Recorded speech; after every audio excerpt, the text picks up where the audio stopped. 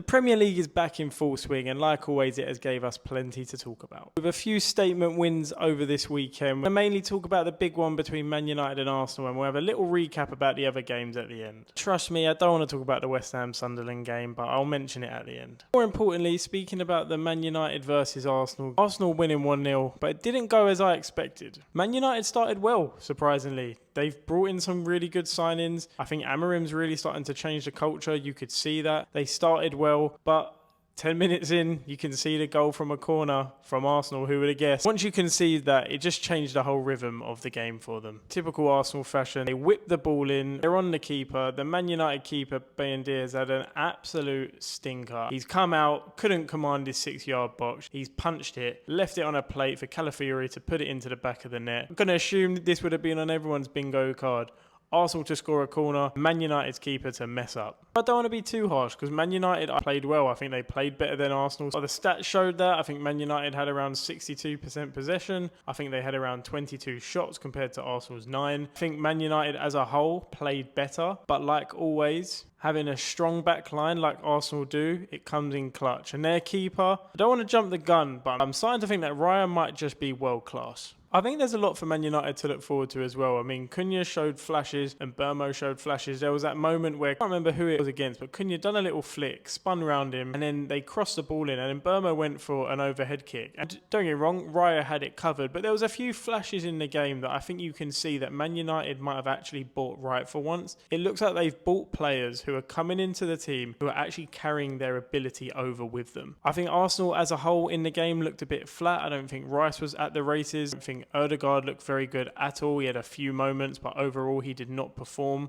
They defended with grit, they defended like champions, and I think that showed. Going into Arsenal in a bit more detail, I think we all have to accept that Arteta has shifted from his previous Pep similarities. He's more of a pragmatic manager. He plays a lot like Jose Mourinho, especially with these dark arts he's pulling. It's the first game of the season. They gave away 19 fouls, 4 yellow cards to start it off. Move from playing like Pep to Jose Mourinho. Saying that's a negative, I absolutely love Jose Mourinho. I just think Arsenal fans are still holding on to how they play. But at the end of the day, we'll just embrace it. If you are going to play the way they do, dark arts, wasting time, you can't deny it, they do. In the Man United game, it showed clearly. They were going down quite often, they were wasting time. Raya holds onto the ball for long, they have a throw in they take forever. It's just constant time wasting, and you have to respect it because it's working. I do think it's working for them. The only thing that I do think, and Roy Keane actually touched upon this, is they were 1-0 up. And when you have that back line, you can rely on that defensive setup. You can rely on Saliba,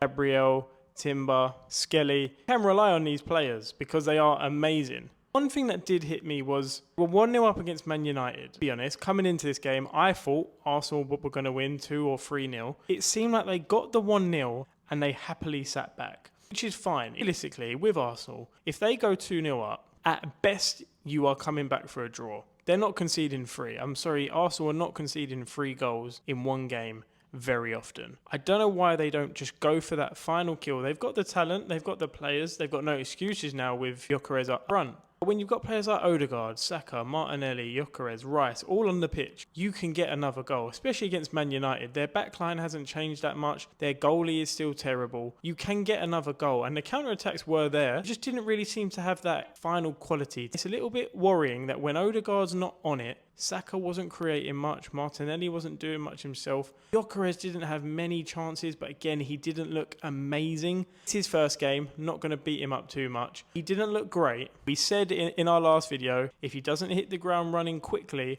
I think he could be in for a bit of a long season. It's just a bit worrying that Odegaard's not performing and not creating. They don't seem to score many goals in open play. I do think a winning mentality, a champion mentality is winning ugly. That's exactly what Arsenal done. I think you can tell from the Arsenal players, the mentality has shifted a little bit. I think they are expecting trophies this season. You can't knock them. First game of the season, they came in, got the job done. They didn't play great. Now that's one thing that I really rate about that Arsenal team. Didn't play great and they got the win. I will give it to Arteta. I think the mentality has shifted a little bit and it's going to be a really, really big and crucial season for them. Now to touch upon Man United in a bit more detail. Man United had some encouraging signs. I think when Mbeumo and Cunha settle, they have a few games together, they're going to be a real problem as a duo. With Sesko, can't really judge him based on that game. He didn't do much, which didn't fill me with too much confidence, but to be fair to him, he didn't have much service, but when he came on, you wouldn't have even known he came on the pitch. He didn't really get involved, he wasn't putting his weight about, he didn't really seem to run about. It was a bit concerning watching it, but give him time, he's still young, he's got a bed in, he only had around 20 minutes, so can't judge him too much. That is one of their big issues. I mean, they haven't had a striker since Van Persie to score more than 20 plus goals, and they've spent around 761 million forwards. So hopefully Sesko can be that man. I think it's better when Man United are in the mix. They're such a big club, they draw such an attraction, and when they're in the Champions League, when they're playing these big games against the likes of Arsenal, Liverpool, City, adds to them big games. It makes the game, like what we watched, more enjoyable. It was more end-to-end. It was more open, which I thought Man United done really well. They opened the game up against Arsenal, which many clubs don't normally do. Arsenal are very compact. They're very good at keeping the shape. But in that game, Man United seemed to create openings, which I think was a lot down to Cunha and Mbeumo. They were just picking up spaces in the ball and driving at Arsenal. Going back to it with Sesko, I do think there's an element of what I said with Gyökeres. I think he needs to adapt and hit form quickly, because otherwise, the longer it goes without a goal, quicker the confidence will drop. Like we've seen over the last few years, not many strikers have gone to Man United and done well. I hope he does better than the others, but he needs to start well and get into the games quicker. I think Man United's goalie proves the point. What a few pundits have been saying recently, especially Jamie Carragher, touching upon the fact that without a class goalie, you do not really have a chance in winning the league, which is why I think, going a bit off topic here, but with Chelsea, that's why I don't think Chelsea have a chance to win the Premier League this season. Their goalie is not consistent enough. He's not to the level that you need to win the Premier League. And Man United have spent all this money on their forwards. I still think they need a fielder also. Their goalie needs to be addressed ASAP. Till they do, Onana and the guy that was in goal the other day, Bendir, not good enough. I think Amorim, I've got to give him a bit of props. They played better. You can see the potential, but I will go back to it. 28 games, they've got 27 points.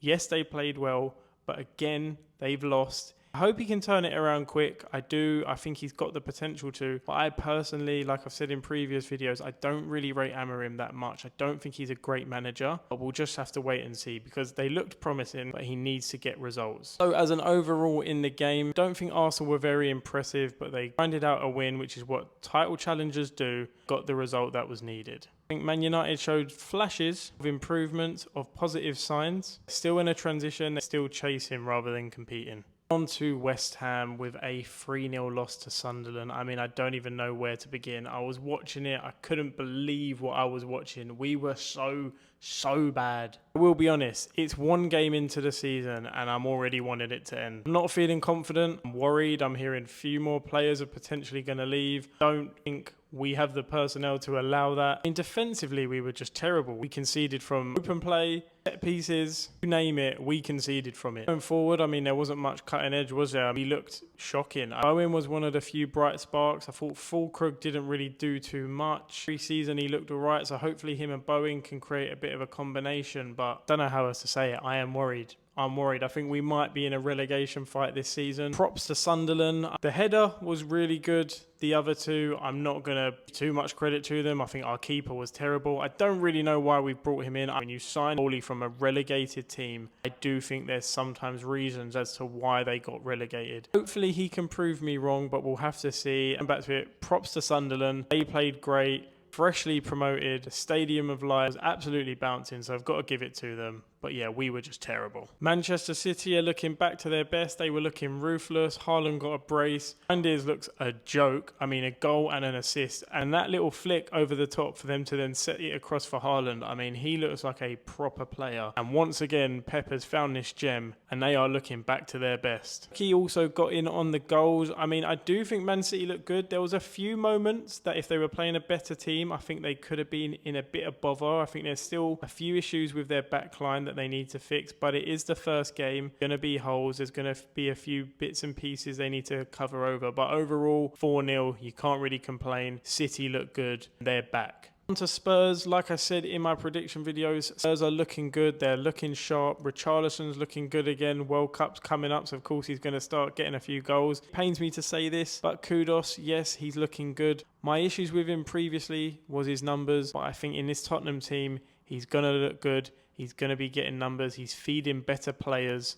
And as you could see, he's got the quality, and I think he's going to do really well. Nottingham Forest beating Brentford as well, 3-1, and Doy got his goal. Wood got his base, which I wish I put him in my fantasy, but I didn't. They surprised me with that. As much as I think Brentford are going to be going down, I didn't think Nottingham Forest would look as good as they did. They look strong, and it's looking like they might be proving me wrong and having a good season. And finally, the boring Chelsea Crystal Palace 0-0 with the controversial Eze free kick. Personally, I do think the free kick was a little bit unfair. I'd say it's more of a foul what Gahey did rather than the rule of 1 metre. The wall, I don't really get that point. But I do like the fact that the refs are talking to the fans in the game. I think it gives us a bit of clarity when you go to the games in what's going on. I did like that. I know a few people have spoken against it because it's a bit NFL-y, American sports. Personally, I think if you're going to bring in something like a VAR, I've been there when you're in the crowd, you have no idea what's going on, a decision's given, and you don't really know why. Overall, I think the free kick was a bit unfair, get why they done it.